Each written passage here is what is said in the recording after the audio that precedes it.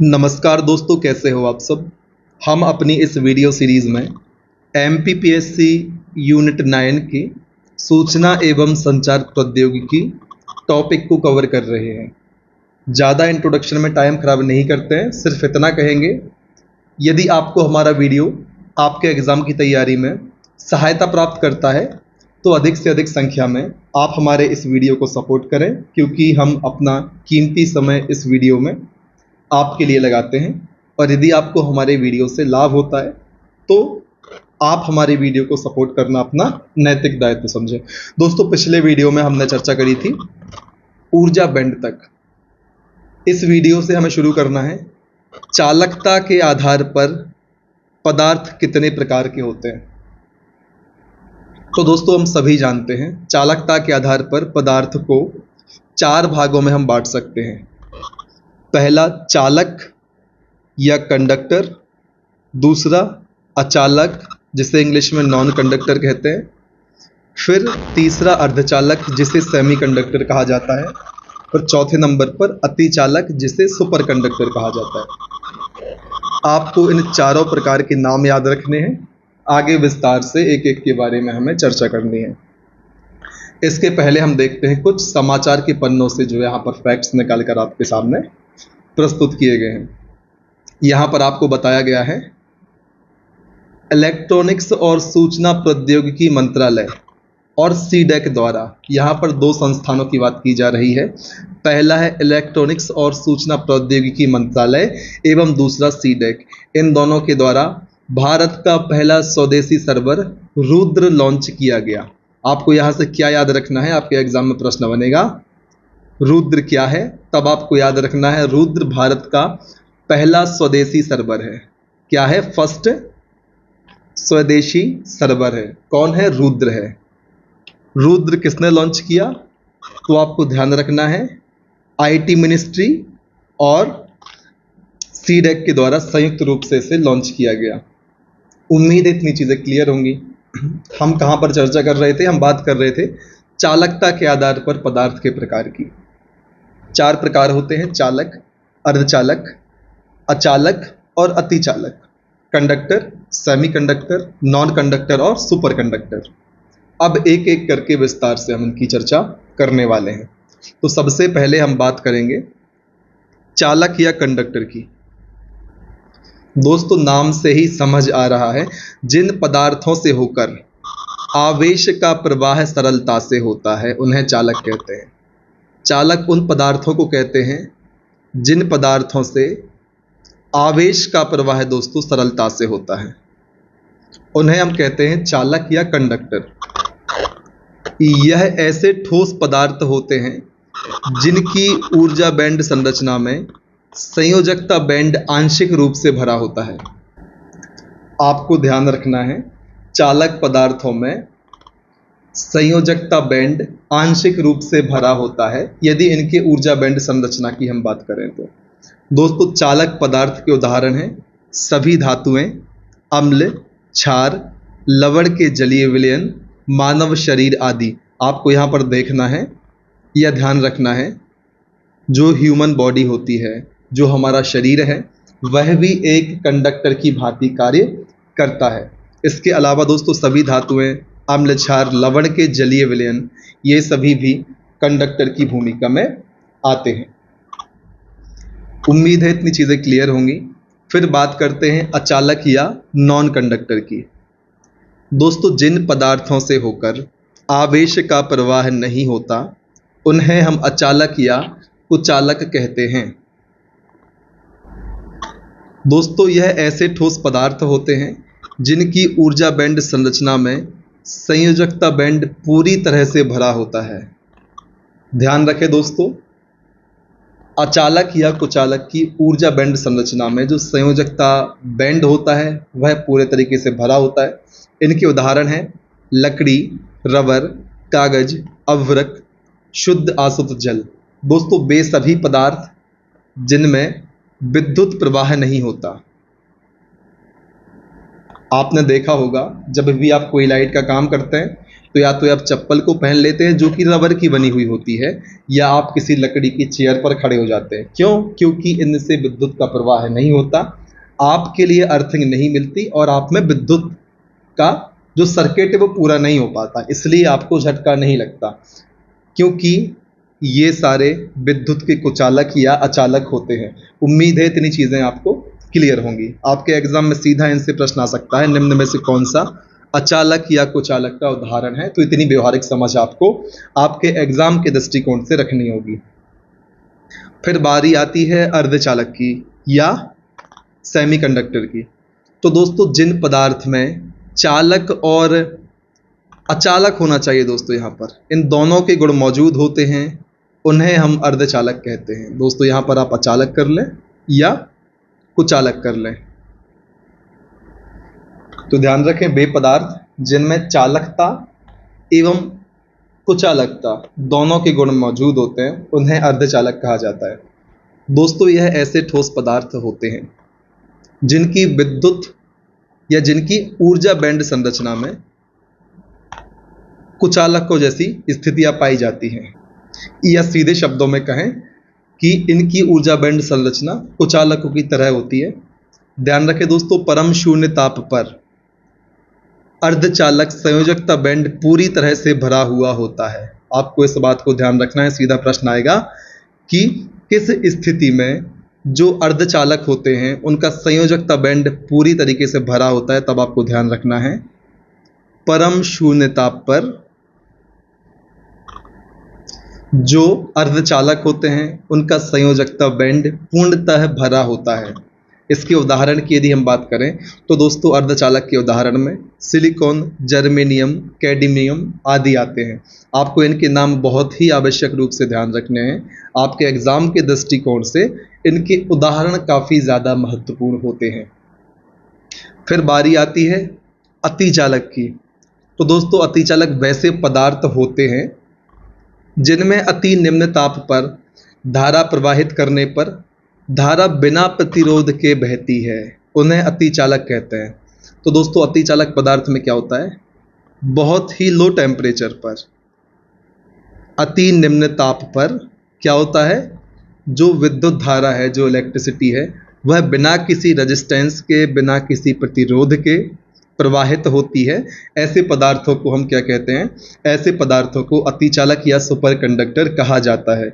इसके उदाहरण हैं बोरियम और लैंथेनम। दोस्तों इनको भी आप ध्यान रखें। बाकी सब उदाहरणों के नाम तो आपने अक्सर सुने होंगे, लेकिन आप इनमें कंफ्यूज हो सकते हैं। तो बोरियम और लैंथेनम जितने आपको एग्जाम्पल इस पुस्तक में और जहाँ पर इस वीडियो सीरीज में बताए जा रहे हैं, कम से कम आप उतने नाम को याद रखने का प्रयत्न करें, ताकि यदि आपसे कोई अलग क्वेश्चन आता है और यह ऑप्शंस आपके विकल्प में होते हैं तो आप कम से कम ऑप्शन को एलिमिनेट करके एक सटीक उत्तर तक पहुंचने के लिए एलिजिबल हो पाए। उम्मीद है इतनी चीज़ें क्लियर होंगी। हम किन किन बिंदुओं पर चर्चा कर चुके हैं इसकी एक बार हम बात कर लेते हैं। दोस्तों आपके लिए यहाँ पर डायग्राम के माध्यम से बताया जा रहा है इंसुलेटर, सेमीकंडक्टर और कंडक्टर्स में जिन बिंदुओं पर हमने बात करी, आप उन बिंदुओं को यहाँ पर इन डायग्राम्स में देख सकते हैं। उम्मीद है इतनी चीज़ें आपके लिए क्लियर होंगी। अब हमें चर्चा करनी है अतिचालकता की। इसके पहले एक बार हम रिवाइज कर लेते हैं अब तक किन किन बिंदुओं पर हमने बात करी। हमने सबसे पहले बात करी थी चालकता के आधार पर पदार्थ के प्रकार की, जिनमें हमने 4 प्रकार को देखा था: चालक, अचालक, अर्धचालक एवं अतिचालक। चालक में हमने देखा था चालक में आवेश का प्रवाह सरलता से होता है और इनका जो ऊर्जा बैंड संरचना होती है इसमें संयोजकता बैंड आंशिक रूप से भरा होता है। इसके उदाहरण हमने देखे थे सभी धातुएं। महत्वपूर्ण क्या है? मानव शरीर। मानव शरीर भी गुड कंडक्टर। दोस्तों आपको ध्यान रखना है, इनका उपयोग नहीं कर सकते हम। अब मानव शरीर से आप फ्लो करोगे तो मर जाएगा इंसान, इसलिए मानव शरीर का उपयोग नहीं करोगे। धोखे से उपयोग हो गया, उसी को हम कहते हैं करंट लगना। धोखे से किसी ने सर्किट को टच कर लिया, ओपन सर्किट था, बंद नहीं था, टच कर लिया तो धारा की प्रवाह हो गई, करंट लग गया, या तो इंसान ऊपर पहुंच गया या हॉस्पिटल चला गया। तो मानव शरीर में यदि आप कंडक्टिविटी चेक करोगे तो आपके लिए समस्या का सामना करना पड़ सकता है। तो इस बात का आप ध्यान रखें, कभी प्रयास ना करें। मानव को कंडक्टर के रूप में उपयोग करने का। फिर बारी आती है लवण के जलीय विलयन भी दोस्तों चालकता या चालक या कंडक्टर की भूमिका निभाते हैं, साथ ही साथ अम्लक्षार। आप यहाँ पर देख सकते हैं स्टील, सी वाटर, कॉपर, गोल्ड, सिल्वर, ये सभी कंडक्टर हैं। सी वाटर दोस्तों नमक पाया जाता है, NaCl, Na+Cl- विद्युत का प्रवाह होता है, ठीक है। फिर बात करी थी हमने अचालक की। अचालक में क्या है दोस्तों, जिन पदार्थों से होकर आवेश का प्रवाह नहीं होता उनको हम अचालक या कुचालक कहते हैं। इनकी कंडीशन क्या होती है, ऊर्जा बैंड में जो संयोजकता बैंड होता है पूरी तरीके से भरा होता है। चालक में क्या था, संयोजकता बैंड आंशिक रूप से भरा था, अचालक में पूरे तरीके से भरा है। उदाहरण हमने देखे थे लकड़ी, रबर, कागज, अभ्रक, शुद्ध आसुत जल, जिनसे भी करंट फ्लो नहीं होता, उनको हम बोलते हैं अचालक या कुचालक, या इंग्लिश में नॉन कंडक्टर। फिर हमने बात करी थी अर्धचालक की, जिसमें हमने देखा था जिन पदार्थों में चालक और अचालक या कुचालक दोनों के गुण मौजूद होते हैं उन्हें हम सेमीकंडक्टर या अर्धचालक कहते हैं। दोस्तों इनकी जो ऊर्जा बैंड संरचना होती है वो कुचालकों के जैसी होती है या अचालकों की जैसी होती है, अर्थात परम शून्य ताप पर संयोजकता बैंड पूरे तरीके से भरा होता है, किसमें, अर्धचालक में। इस बिंदु को भी आप बिल्कुल ध्यान से याद रखें। और इनके उदाहरण हैं सिलिकॉन, जर्मेनियम और कैडमियम। फिर हमें बात करनी है अतिचालक की, सुपर कंडक्टर की। दोस्तों वैसे पदार्थ जिनमें अति निम्न ताप पर धारा प्रवाहित करने पर धारा बिना प्रतिरोध के प्रवाहित होती है उन्हें अतिचालक पदार्थ कहते हैं। आपको इनमें ध्यान रखना है, अति निम्न ताप पर धारा प्रवाहित करने पर। और हमने अर्धचालक में क्या देखा, परम शून्य ताप पर जिनकी संयोजकता बैंड पूरे तरीके से भरी होती है उन्हें हम कहते हैं अर्धचालक।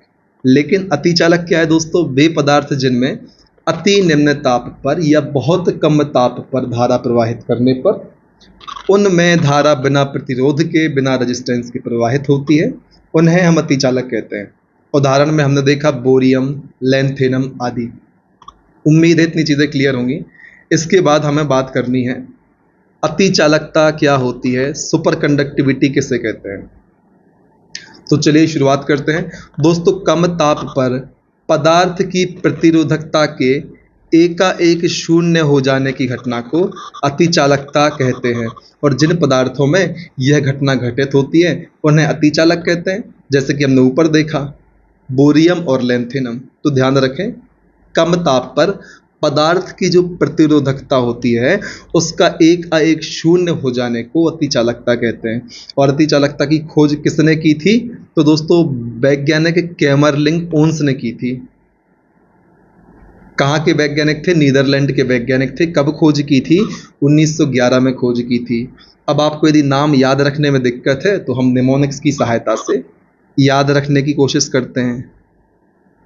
अतिचालक को दोस्तों आप अतिचालन याद कर लें, अर्थात ज़्यादा चलना याद कर लें। आपने अति चल लिया, जब आप अति चल लोगे तो आपकी कमर में दर्द होने लगेगा। तो अतिचालकता की खोज किसने करी थी, वैज्ञानिक कैमरलिंग ओन्स ने की थी। इतना आपको ध्यान रखना है। उम्मीद है अतिचालकता के संबंध में इतनी चीज़ें क्लियर होंगी।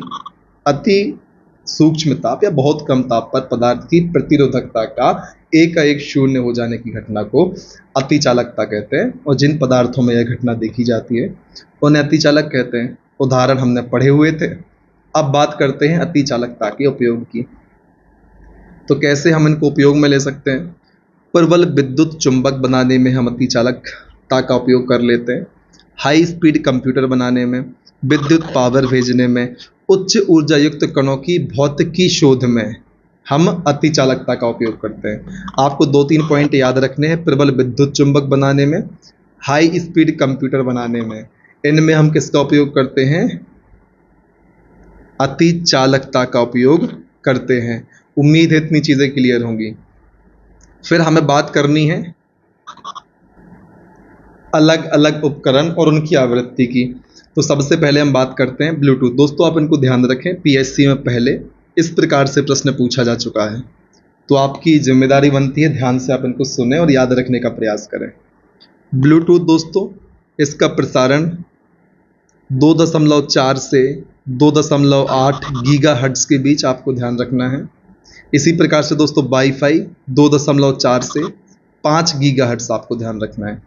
एक चीज़ कॉमन है ब्लूटूथ और वाईफाई में, दोनों की शुरुआत 2.4 से हो रही है और वाईफाई में एंड 5 गीगाहर्ट्ज़ पर हो रहा है। इसी प्रकार से ब्लूटूथ 2.8 गीगाहर्ट्ज़। तो आप यहाँ से इनको आसानी से याद रखें, शुरुआत दोनों की 2.4 गीगाहर्ट्ज़ से ही होनी है। फिर रेंज आप इस तरीके से आसानी से याद रख सकते हैं। फिर बात करेंगे उपग्रह फ़ोन सेवा दोस्तों, 1.62 गीगाहर्ट्ज़ आवृत्ति एल बैंड पर। फिर सेल फोन दोस्तों 800 से 900 से 1800 से 1900 मेगाहर्ट्ज़ के बीच होती है आवृत्ति।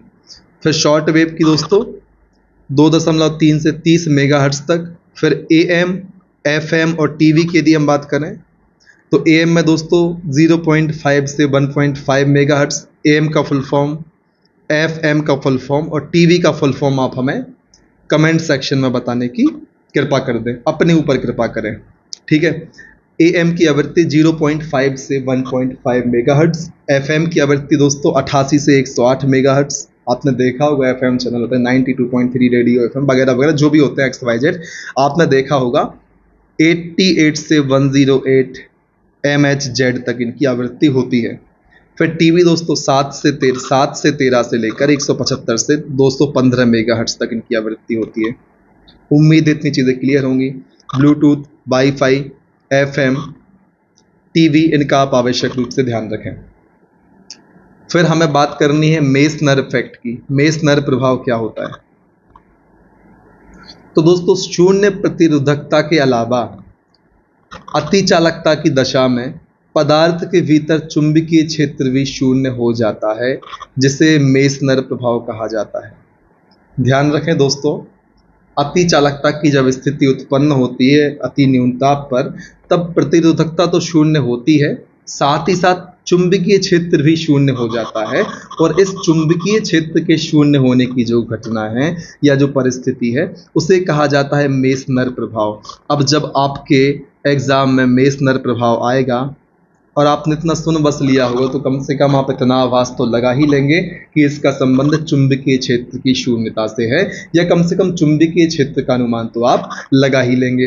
अर्थात अतिचालकता द्वारा चुंबकीय प्रभाव का निष्कासन, इसे कहा जाता है मेसनर प्रभाव। अब बात करनी है मैग्नेटिक लेविटेशन क्या होता है। जिसने पहले भी इसके बारे में सुना है वो कमेंट में ज़रूर बताए कि हाँ सर मैंने इसके बारे में पहले भी सुन रखा है, क्योंकि कुछ साल पहले यह न्यूज़ में भी काफ़ी चल रहा था। न्यूज़ में क्यों चल रहा था इसकी चर्चा भी आपको ही कमेंट सेक्शन में करनी है यदि संभव हो सके तो दोस्तों किसी वस्तु को केवल चुंबकीय बल द्वारा लटकाए रखने की क्रिया को कहा जाता है मैग्नेटिक लेविटेशन। किसी वस्तु को सिर्फ और सिर्फ चुंबकीय बल द्वारा लटकाने की जो प्रक्रिया है या जो क्रिया है उसे कहते हैं मैग्नेटिक लेविटेशन। इस प्रक्रिया में वस्तु पर लगने वाले गुरुत्वीय बल एवं अन्य बलों को चुंबकीय बल के द्वारा संतुलित किया जाता है। प्रश्न आएगा मैग्नेटिक लेविटेशन में गुरुत्वीय बल या अन्य बलों को किस बल के द्वारा संतुलित किया जाता है? तो आपको ध्यान रखना है चुंबकीय बल के द्वारा संतुलित किया जाता है। इससे होता क्या है दोस्तों, इससे वस्तु बिना किसी आधार के लटकी रहती है या हवा में लटके हुए आगे बढ़ती है। दोस्तों बिना किसी आधार के यदि वस्तु लटकी है तो वो हवा में ही होगी, यह बेसिक कॉमन सेंस वाली बात है। उदाहरण की बात करें तो मैगलेव ट्रेन का संचालन दोस्तों मैग्नेटिक लेविटेशन के आधार पर होता है। उम्मीद है इतनी चीज़ें क्लियर होंगी। मेसनर प्रभाव और मैग्नेटिक लेविटेशन के बारे में आपको पर्याप्त समझ विकसित हो चुकी होगी। अब बात करनी है प्रमुख इलेक्ट्रॉनिक डिवाइस या उपकरण की। तो दोस्तों इस वीडियो में हम सिर्फ इनके नाम को जानेंगे, अगले वीडियो में विस्तार से एक एक बिंदु पर चर्चा करेंगे। दोस्तों इलेक्ट्रॉनिक उपकरण में डायोड, ट्रांजिस्टर, संधारित्र, डिस्टकारी जिसे रेक्टिफायर कहते हैं, इंग्लिश में भी पढ़ लेते हैं। डायोड, ट्रांजिस्टर को ट्रांजिस्टर कहते हैं, संधारित्र को कैपेसिटर कहते हैं, डिस्टकारी को रेक्टिफायर कहते हैं, प्रतिरोध को रेजिस्टेंस कहते हैं, आईसी चिप को इंटीग्रेटेड सर्किट चिप कहते हैं। दोस्तों खोज किसने करी थी आईसी की आप हमें जरूर कमेंट सेक्शन में बताएं, डिस्कशन कर चुके हैं। Micro processor, inverter, motherboard, MCB, दोस्तों एमसीबी का फुल फॉर्म कमेंट सेक्शन में बताएं, और टेलीविजन। दोस्तों ये सभी इलेक्ट्रॉनिक उपकरण या डिवाइसेस हैं। अगले वीडियो में एक एक करके हमें इन पर ही चर्चा करनी है। तब तक के लिए बने रहें हमारे साथ, लगातार मेहनत करें दोस्तों, और तब तक नहीं रुकें जब तक कि आपको आपका लक्ष्य प्राप्त नहीं हो जाता। जय हिंद, वंदे मातरम।